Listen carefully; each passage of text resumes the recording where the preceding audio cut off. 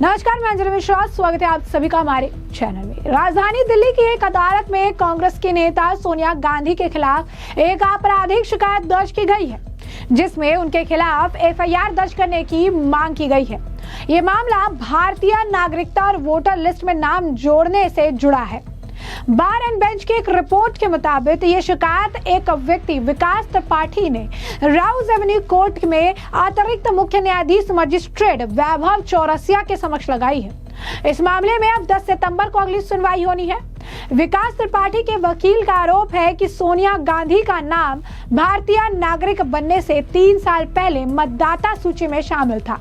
उन्होंने आरोप लगाते हुए कहा कि सोनिया गांधी का नाम 1980 में नई दिल्ली निर्वाचन क्षेत्र के मतदाता सूची में शामिल किया गया था। 1982 में फिर हटा दिया गया, जबकि वो अप्रैल 1983 में भारत की नागरिक बनी। वकील ने आगे कहा कि 1980 में मतदाता सूची में उनका नाम शामिल होने का मतलब है कि कुछ जाली दस्तावेज जमा किए गए थे और ये एक संज्ञा अपराध है का मामला है। इसलिए उन्होंने अदालत से प्राथमिकी दर्ज करने के आदेश देने का अनुरोध किया। त्रिपाठी के वकील द्वारा दलीलें पूरी करने के बाद अदालत ने कहा कि मामले पर अगले सप्ताह फिर से जो है विचार किया जाएगा। गांधी या दिल्ली पुलिस को अभी तक कोई औपचारिक नोटिस जारी नहीं किया गया है। बता दें आपको कि पिछले महीने बीजेपी के नेता अमित मालविया ने भी अपने एक्स हैंडल पर पोस्ट करते हुए लिखा था कि सोनिया गांधी का नाम भारतीय मतदाता सूची में जोड़ने में चुनावी कानूनों का घोर उल्लंघन किया गया। मालविया ने दावा किया कि सोनिया गांधी का नाम वोटर लिस्ट में 1980 में ही जोड़ दिया गया, जबकि वो भारत की नागरिक 1983 में बनी थी। यानी सोनिया गांधी का वोटर लिस्ट में 2 बार नाम जुड़ा। अमित मालविया ने लिखा था कि राहुल गांधी जोर जोर से चिल्ला रहे थे वोट चोरी, लेकिन जैसे ही ये बताना भूल गए कि उनकी मां सोनिया गांधी ने भारतीय नागरिक बनने से पहले ही भारत की मतदाता सूची में अपना नाम दर्ज करा लिया था। वैसे ही अब ये बात सामने आई है कि कांग्रेस प्रवक्ता पवन खेड़ा, जो गांधी परिवार से अपनी नजदीकी दिखाने का कोई मौका नहीं छोड़ते, उनके पास भी 2 सक्रिय एपिक नंबर है। जंगपुरा और नई दिल्ली विधानसभा क्षेत्रों में, जो पूर्वी दिल्ली और नई दिल्ली लोकसभा सीटों के अंतर्गत आती है। उन्होंने बताया कि पहला एपिक नंबर है जिसमें पवन खेड़ा, उनके पिता का नाम और एपिक संख्या XHC199238 है, जो कि जंगपुरा से है। और आपको बता दें कि दूसरा जो एपिक नंबर है वो है SJEO755967, जो कि नई दिल्ली विधानसभा का है। अब चुनाव आयोग को ये जांच करनी है कि पवन खेड़ा के पास जैसे 2 सक्रिय एपिक संख्याएं कैसे हैं और क्या उन्होंने कई बार मतदान किया, जो चुनावी कानूनों का स्पष्ट उल्लंघन है। मानो एक से ज्यादा वोटों को एक साथ रखना ही काफी नहीं है। पवन खेड़ा बिहार के मतदाता को गुमराह करने, मतभेद पैदा करने, भारत की मजबूत चुनावी प्रक्रिया को कमजोर करने के लिए दुर्भाग्यपूर्ण प्रेस कॉन्फ्रेंस भी करते हैं। जानकारी के लिए बता दें कि राहुल गांधी ने बेंगलुरु के महादेवपुरा विधानसभा क्षेत्र में लगाए गए फर्जी आरोप की जांच की मांग के लिए अभी तक शपथ पत्र के तहत कोई औपचारिक शिकायत भी दर्ज नहीं की। और तो और सुप्रीम कोर्ट महाराष्ट्र में गड़बड़ी के आरोपों वाले मामले को पहले ही खारिज कर चुका है। सच तो साफ है, कांग्रेस वोट चोर है, इसलिए वे सबको एक ही ब्रश से कलंकित करना चाहते हैं।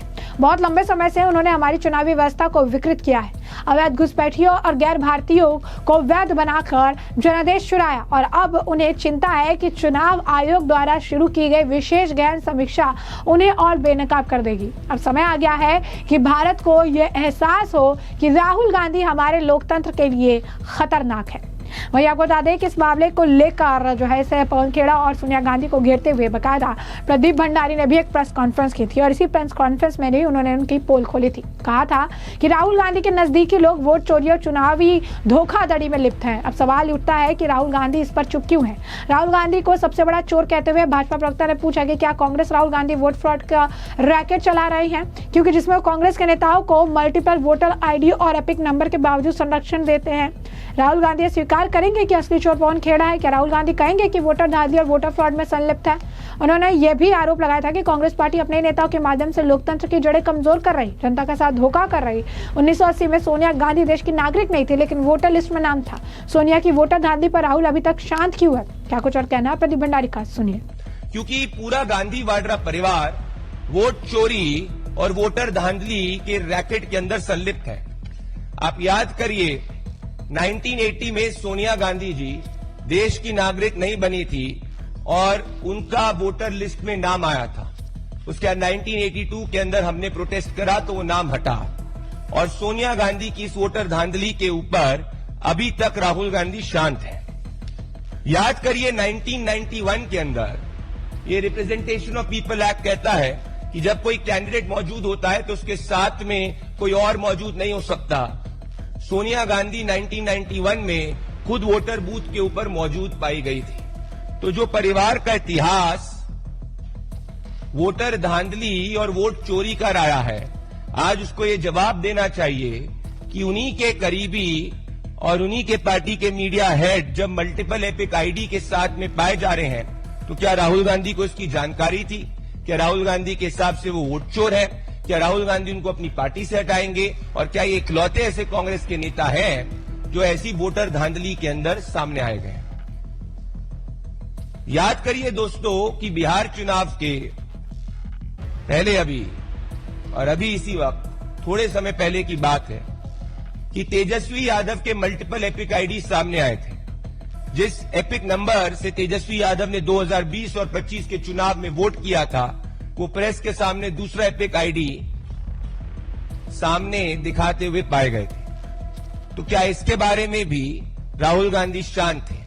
तो आज जब ये पवन खेड़ा और राहुल गांधी का ये नेक्सस बाहर आया है, इससे यही स्पष्ट होता है कि राहुल गांधी देश के गरीब, वंचित और पिछड़े के साथ इतनी नफरत करते हैं कि अपने खुद के पार्टी के नेताओं की वोट चोरी को बचाने के लिए, उनकी वोट धांधली को छुपाने के लिए वो बिहार के गली गली में बिहार के नागरिकों को फर्जी और चोर कह रहे हैं। जैसे कि आपने प्रदीप भंडारी का बयान सुना, इस मामले को लेकर बीजेपी के नेता शाजी आलम ने भी सोनिया गांधी का जिक्र करते हुए, पवन खेड़ा का नाम लेते हुए राहुल गांधी पर निशाना साधता और कहा था कि वो चोर के जो है दाढ़ी में तिनका है, इसी वजह से वो लगातार जो है दूसरे के खिलाफ जहर उगलते हैं। सुनिए क्या कुछ कहा था उन्होंने भी। और वैसे दास्तान कोई नई नहीं है। 1980 में सब जानते हैं सोनिया गांधी एक इटालियन नागरिक होने के बावजूद वोटर लिस्ट में अपने को उन्होंने शामिल किया था, यानी नागरिक बनी बाद में, वोटर लिस्ट में नाम पहले है। तो वोट चोरी के इल्जाम लगाने वाली ये पार्टी दरअसल जानी जाती है वोट डकैती के लिए। और ये वोट डकैती किस तरह से होती थी ईवीएम आने से पहले कश्मीर और बिहार में, इससे पूरा देश वाकिफ है।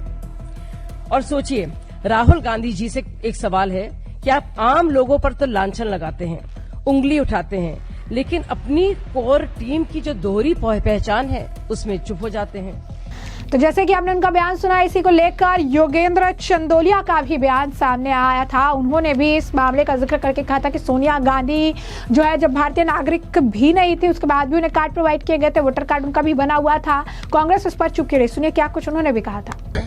तो सोनिया गांधी जी जब शादी होकर आई थी, उस समय उनका नाम मतदाता सूची में जुड़ा था और भारत की नागरिकता उन्होंने बाद में ली है।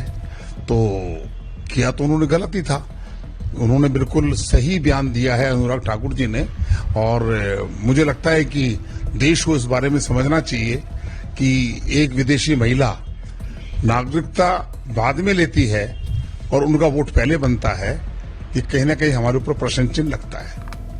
तो ऐसे में आपने तमाम बयान सुने, हमने आपको जो पूरा मामला है विस्तार से बताया कि कैसे कांग्रेस जिनके नेताओं के नाम इस तरीके की धांधली में सामने आ रहे हैं, खुद सोनिया गांधी को लेकर भी सवाल खड़े हो रही हैं। और अब सोनिया गांधी के खिलाफ दिल्ली की एक कोर्ट में मामला दर्ज किया गया है, एफआईआर की मांग जो है की गई है। कहा जा रहा है कि सोनिया गांधी इटली के नागरिक होते हुए भी उन्होंने यहाँ का जो वोटर आई डी कार्ड है वो बनाया था। और ऐसे में अब इस पूरे मामले पर आपकी भी राय हो तो कॉमेंट सेक्शन में कॉमेंट करके जरूर से जरूर साझा करिएगा। धन्यवाद।